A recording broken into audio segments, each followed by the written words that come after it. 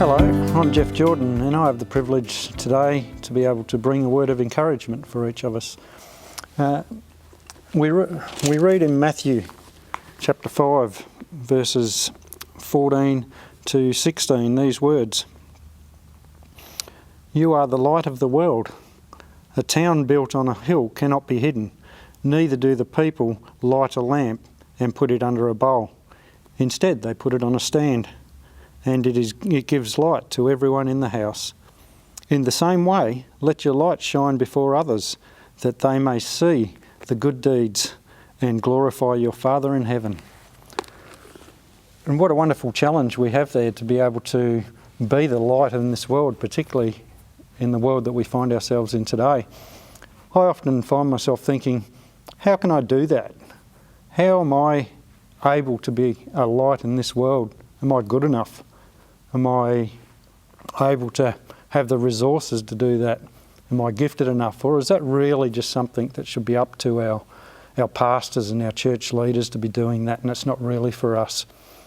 Recently I was listening to a series of sermons, and I was really challenged in particular by one.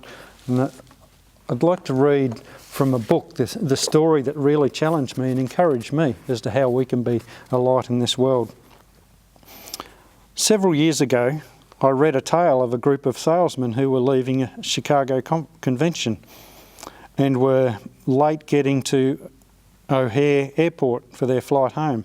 As they hurried into the terminal, they heard the last call for their flight.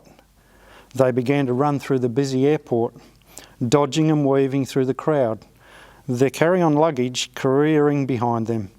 Two of the men crashed into a table with beautiful gift baskets of apples, overturning it.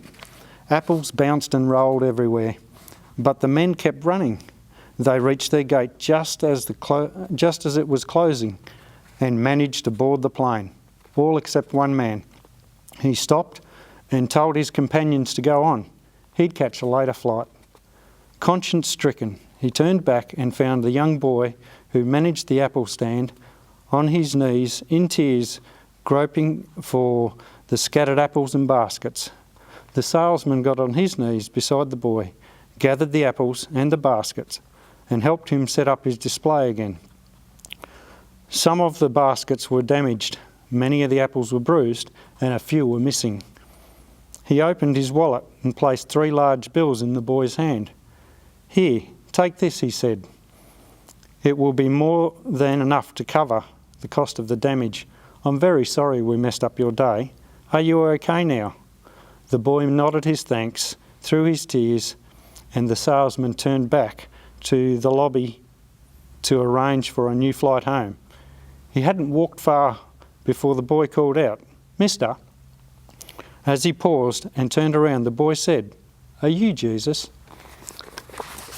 And that example really touched me and gave me an insight into just the little things that we can do to be a light in this world. You know, it mightn't be to preach a great message, but it could be mowing your next door neighbour's lawn, or it could be standing up for a kid in the schoolyard or your work colleague that's being bullied. You might come across someone in the street who looks like they're struggling for a feed or a drink, and you might be able to get them a coffee or a meal. There are so many different ways in which we can be that light in this world. We can show Jesus' love to others, and we all have that opportunity not to look for the big things, but to look for that one little thing that we might be able to do each day. Just to ask God, show us, is there one little thing or maybe 2 little things we can do today which can be His light in this world, that we can encourage others and show the love of Jesus in this world. So I'd just like to challenge each of us. Let's look for that one little thing each day where each of us can be a light in this world.